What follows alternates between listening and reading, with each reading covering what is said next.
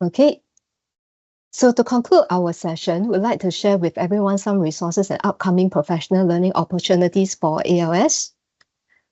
Right, so here are some resources that could support you in maximizing the potential of ALS in your teaching practices. For example, the ALS guide would outline how ALS works, as well as the key applications of technology and ALS. Or you could also engage your teachers in e-pedagogy conversations focusing on the use of AI in education using the e-pedagogy conversations package. Lastly, the CTLE webinar on ALS is also available for your viewing if you have missed last year's sharing. Now next, I'll hand over the time to Master Teacher Sharon to share more about the upcoming professional learning opportunities by AST. Okay, by today's turn-up, I can see there's a lot of interest in ALS. So I present to you currently two opportunities. On 25th of April, if you have seen the circular, the email circular going out, it's already open for sign-up. It's hybrid, so I can take in about 40 for the time being, for the time being, okay? The next opportunity is on 22nd of August. This is also a workshop. It's about 30 to 40 people in person. Yeah, so this is for CTLE demonstration class, and the second one is a workshop. It will both feature hands-on opportunities, okay?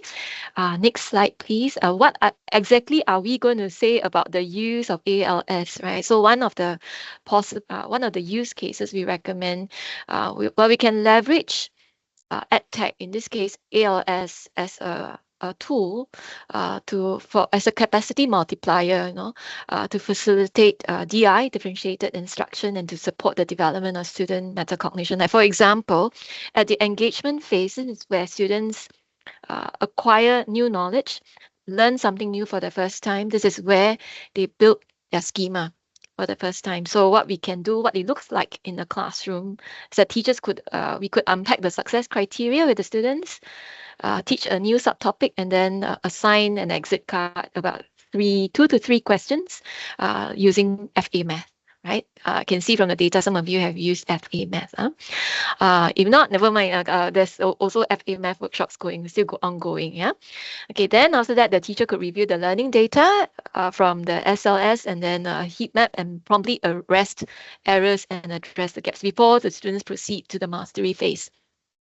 Then what we get students to do will be, we want students to own the learning. We want them to review their solutions. More importantly, to be able to identify and address their own errors, okay? Because this is for, after all, we want self-directed learners. We want to train our students to have this kind of disposition. Then next, at the mastery phase. The mastery phase is actually usually marks the end of the final stage of learning for that particular topic, okay, the topic that we are teaching, like for example, solving linear equations.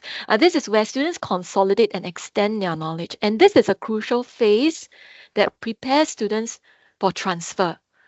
We want to prepare our students for transfer of learning. For example, if it's about solving linear equations, it's not just solving linear equations within that topic, but subsequently for, let's say, simultaneous equations.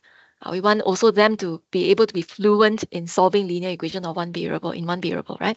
So it is to prepare students for transfer of learning. So we can again leverage this ALS as a capacity multiplier for DI and support students' metacognition. For example, when ALS, as you can see, right, that's what we heard in the discussion, ALS can recommend questions adaptively based on students' input, and you can tailor the learning experience accordingly, and students can reinforce their learning through the various modes. And then teachers, again, for us, we can review the learning data and then use this information to differentiate learning.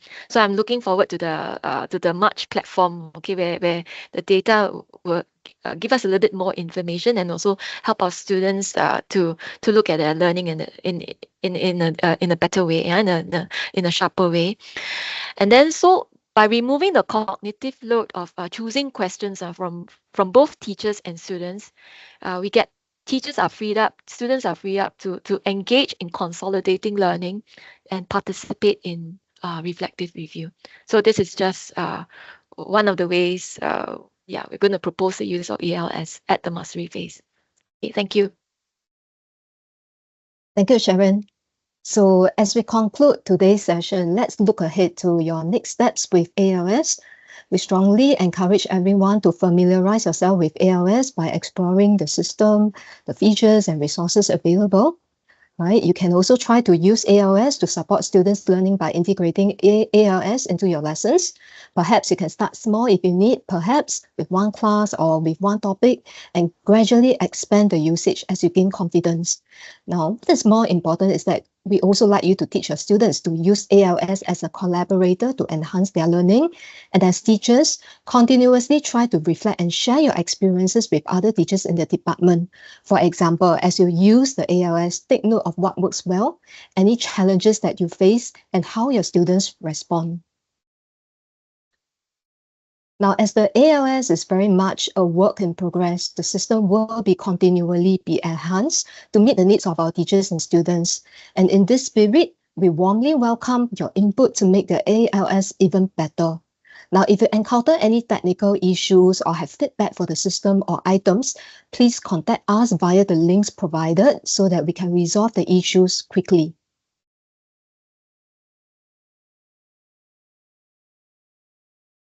Right, so we're excited to see how you will leverage ALS to transform the teaching and learning in your classroom.